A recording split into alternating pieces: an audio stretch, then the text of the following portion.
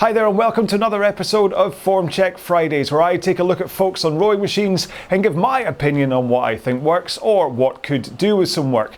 Now this one is going to be a little bit of a special. It's a layback special. We're going to take a look at Anthony and his stroke, which for me is mostly amazing apart from one thing that I'd like to change, but some people might argue doesn't need changed. Okay, so remember, if you want to be featured on Form Check Friday, please either send me an email to info@rowalong.com, or you can leave a comment on this YouTube video, or you can go to the Facebook group, but we'll just get in touch and we'll try and sort something out. Okay, so let's get straight into reviewing Anthony. Okay, here we go then. So, first thing to notice is the fact that he's got me on screen on an iPad. Very nice. He looks good, nice headband. Even at this catch position before I hit go, you can think this is going to be a good video to watch. Okay, his drag factor's at a relatively good level, his shins are up at vertical, his arms are straight, he's doing that thing of hanging off his shoulders, he's looking straight ahead at the monitor. So let's see what happens when I hit play. Alright, so we'll just let this run.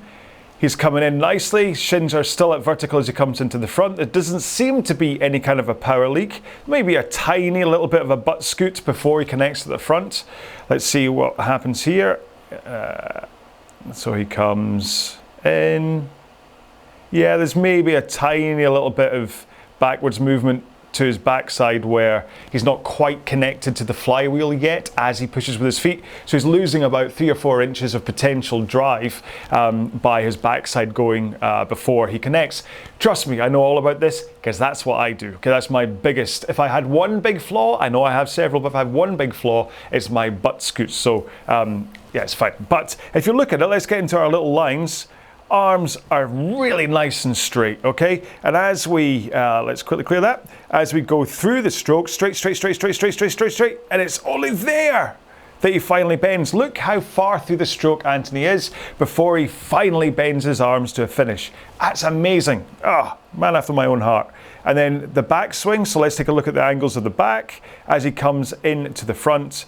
He's in that nice, yep, I'd say that's a 1 o'clock lean, maybe verging on 1:30, who knows, but it's fine by me. His compression's fine. If you look, like I say, his shins are vertical. He's got a nice angle going on there between. I mean, this is a dream to look at. And then even when you look at where his hands are, very similar to me, where he's able to get right into the throat of the machine. He's getting full. He could not get any more length from the front of the machine, put it that way. He's got beautiful compression, arms are straight, everything looks fantastic.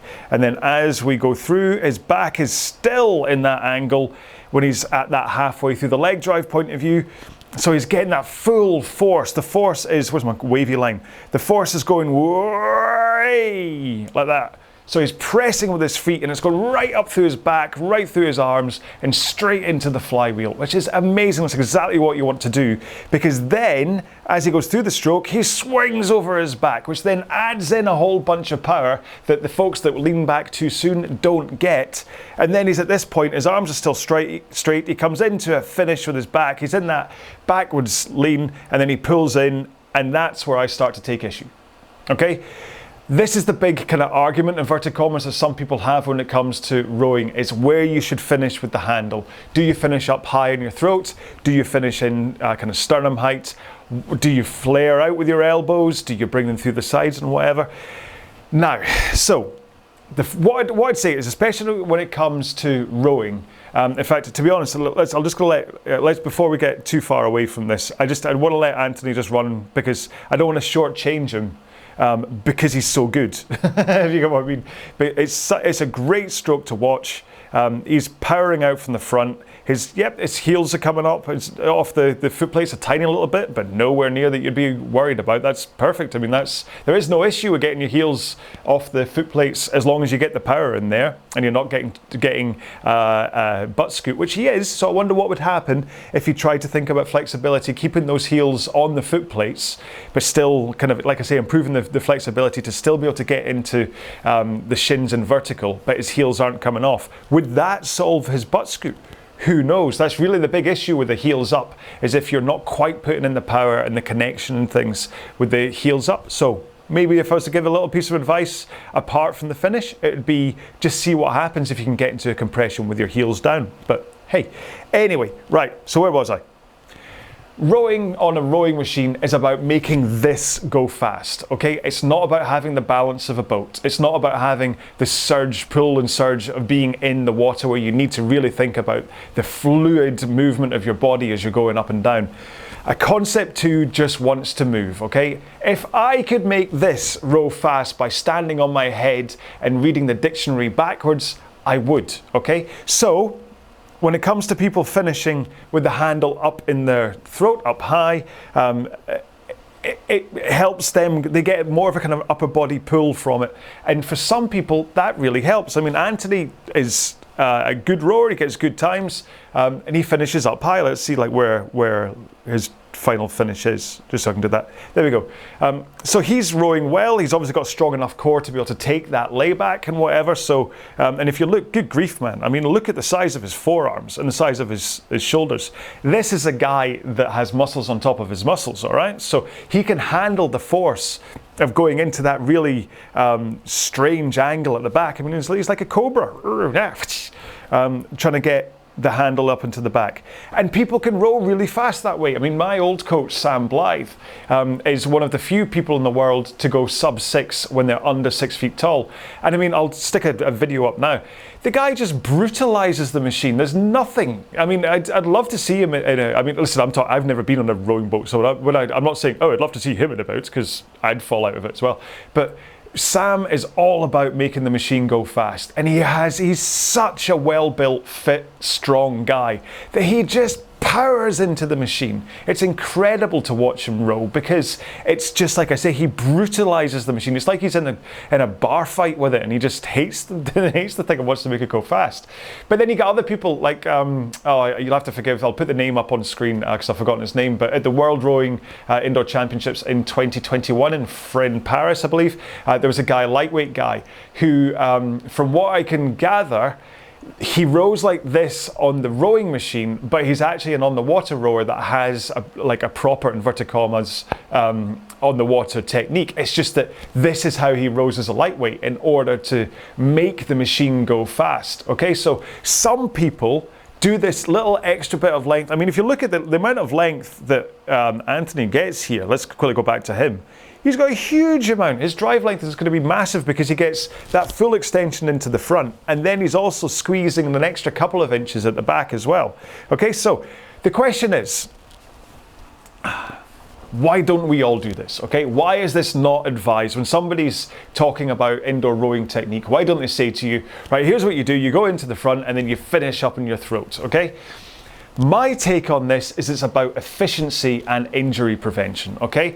So you can see from the shots, the zoom in I did on Anthony, that he's a really well-built guy.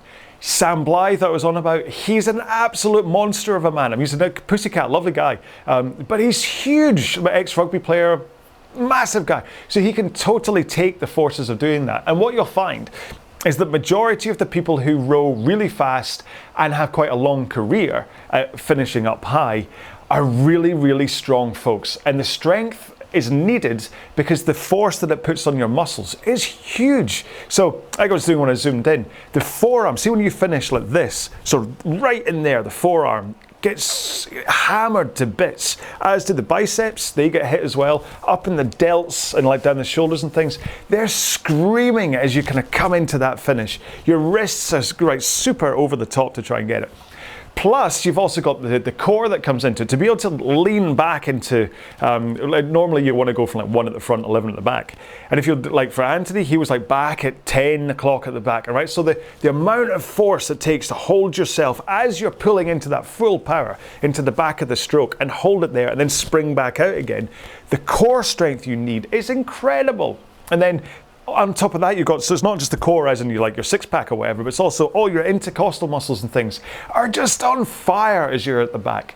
And so what happens is that quite a lot of people get injured. I know I used to have a little bit of a deeper layback at the back, and I had really bad intercostal problems because of an over-aggressive pull, which is stretching them anyway, and then I was doing this lean layback as well. So it's kind of a pattern where you'll find, and a lot of them will deny it. I mean, I'll bring him up and he'll probably and deny it, but Sam has had really bad forearm problems and a really bad back problem for a while.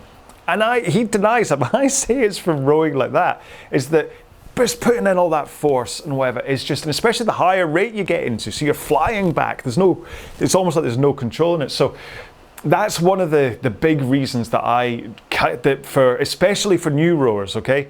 This is why I say that trying to emulate this high finish and in the back layback is not a good idea, because if your body isn't strong enough to be able to handle the force of really going to the back like that and finishing up high, you could and probably will get injured. Now, if you're really, really strong and you've been rowing for a while and you develop this is how you finish, then fill your boots. As long as you're not going to get injured, then fine, okay? But that's number one for a reason why I'd say that that's not really what I'd advise. Number two is about efficiency, okay? The amount of effort it takes, not only, the amount of effort it takes to go from that layback and then heave yourself back up into that forward lean again, and then to get into the front again, is massive. And when you finish with a lower finish with the handle and in a less of a layback, you then have to recycle power to get out of the finish into the return of the stroke. I'll show you in a minute. So there's that, you're having to heave yourself up, but there's also that finish up at the throat. It means that there's no natural spring to your arms to help you with that recovery, okay? So that's, the two of them go together, that if you are quite happily swinging between 1 and 11 o'clock and you've got arms that are kind of helping you with the momentum to recover, it's much easier to get up to a high stroke rate, and it's much, much, much more efficient because you're not using all that power to hold yourself and then fire yourself back up. You're not using power and energy and muscles that you shouldn't really be needing to use. And after all, when you're on the rowing machine, say you're doing, I mean, a 2K race is all about putting absolutely everything into it. And if you're wasting watts, you could be losing like even a few tenths of a second, or a second could be enough to put you into third place instead of second place. Or if you're doing like a half hour or 40 or an hour or a half marathon or something, if that's your stroke, just think of the amount of energy that you're losing or using up that you shouldn't need to, because you're in that back and then you're kind of coming up. The amount of watts that you'll just be giving up because of that extra stroke that really you shouldn't need. I mean, I'm not going to call it a bad habit, but people basically get into the habit of finishing that way and brutalizing it. But you can still put in just as much force coming through the side than you can up at the top. In fact, you could do this a test while you're watching this. If you finish with your arm up here in the cobra position and then feel your lats, you'll feel that they're completely deactivated. But the moment you pull through the sides, you'll suddenly feel that your lats are activated. And your lats and your back are like that much bigger than or certainly for me anyway, than your forearms, your biceps and your delts. So if you can use your big muscles, then and then you're still adding in biceps and forearms and stuff as you come through in your delts, but you're suddenly using so many more muscles to come to a finish. And I think it's something that people have done for years, and so that's how they row, which is absolutely fine. You're fast and it's great, and I'm not going to say that it's the wrong way to row. But what I'm saying is that if you're starting off rowing, or if you're looking to tweak your own technique, then finishing up here is not what I'd suggest. Now, what I'm going to do is I'm going to do a test, and I haven't warmed up, so this could be a bad idea. I'm going to go select workout, new workout, single distance, and then I'm going to set it to 100 meters, okay? 1 second while I set it to 100 meters. Now, what one should I do first?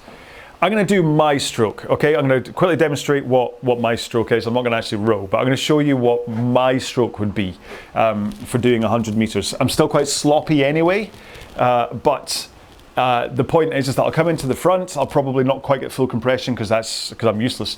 But I will finish in round about this position, okay? And then I will come forwards. The point being that as I finish here and bring my arms through, there's a natural spring, okay? That's everything tenses up, or not tenses up, but like your pecs go tight, your ligaments, your intercostals, everything gets tight, and it wants to come forwards again. So as I come into the back position, it wants to come forwards again, all right?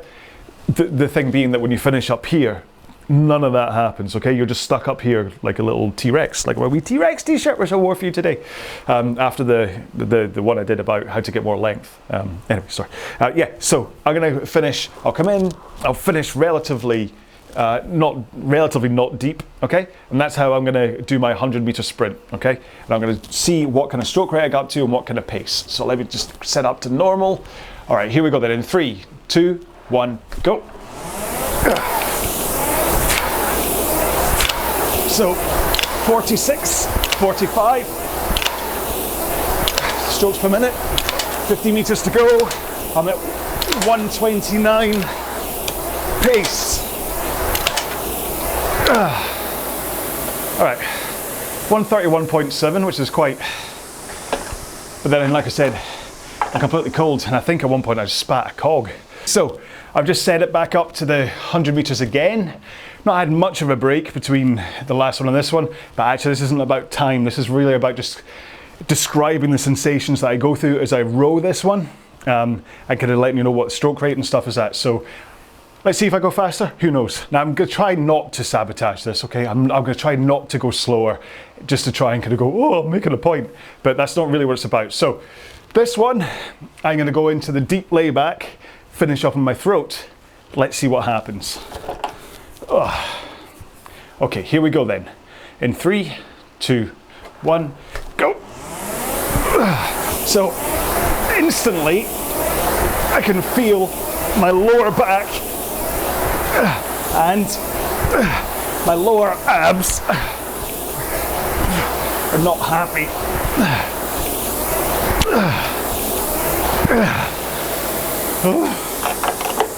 So that time, and trust me, I was trying to go fast stroke rate wise, but because of that real deep finish, and again, I'm not used to it, so it's not really a fair comparison, but I guess it kind of is, because it shows, well, who knows. Anyway, because I'm like back and having to come forwards, I could only get up to 35 strokes a minute. Now for me, that's how I ended 2K. So if I'm like, crikey, if I wouldn't be able to, that's me at full whack on that stroke, then that's going to be absolutely useless for me. My lower back here, I'm gonna have to go and put some ice on it now, to be honest. And my lower abs, if I have any, they were on fire too. And to be honest, I kind of down here was suddenly starting to go, hang on, you never used us before. We're not meant to be used, we're half asleep, it's your lats you want to use.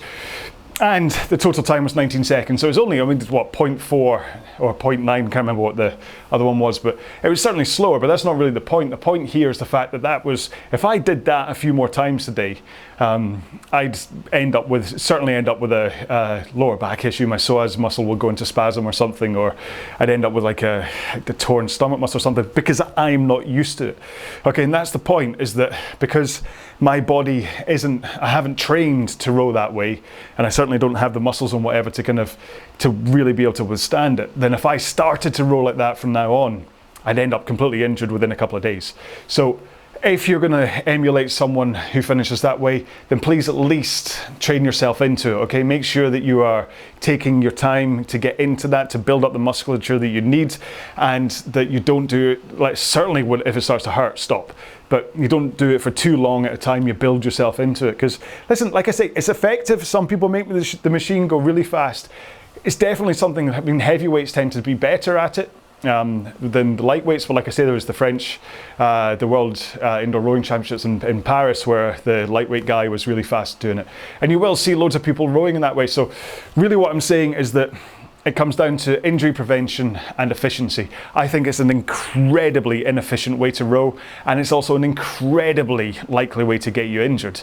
So please, if that's how you're gonna row, or if you think that's how you're rowing right now, do address whether you want to continue to row that way.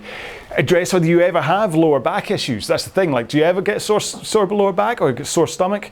It could well be, because especially if you're going into that layback with poor posture, oh my God, that's like a boo boo in terms of the likelihood of you getting injured. If you don't even have like a powerful posture to brace at the back, if you're all slumped, oh, it's going to be like crushing a tin can. Your spine's going to be going, save me, save me. So that's really what today's video was about. It was just going to saying that Yes, people can row fast that way, and yes, Anthony looks as though he's powerful when he's rowing that way. However, you will likely be able to row for longer in terms of a session if you have a more traditional finish with the handle at sternum height, elbows through your sides, maybe a tiny flare out in order to keep your wrists flat, but not out in chicken wings, and certainly not at your sides when you're like a T-Rex.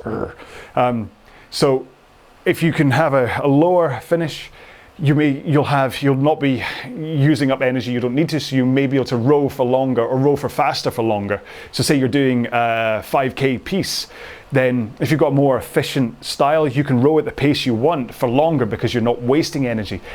But also on top of this, you'll be able to row for longer in terms of your actual career, that you're not going to be getting injured every 4 weeks because you're really hyperextending at the back and you're doing in your lower back and your stomach muscles. So, or that after a year, just like from a degenerative point of view, that suddenly you're in pain. So everything I talk about when it comes to technique is really about efficiency, it's about injury prevention, and it's about putting in the power, okay? It's how to get the power into the machine, it's how to do that efficiently, and it's how to do it safely, okay? That would have been a quick way to have said it.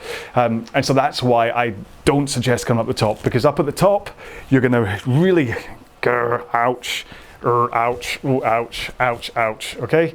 And so I just don't want you to go through that, all right? So this is a bit of a ranty one, but it's something that's been asked several times, so I really wanted to kind of address this in as full a form as I can. Remember, I'm looking at a lot of this from the fact that I'm a lightweight and that I don't have muscles upon muscles, so if you're a heavyweight or if you row this way and you think I'm talking out of my backside, then please leave a comment on this video and let me know.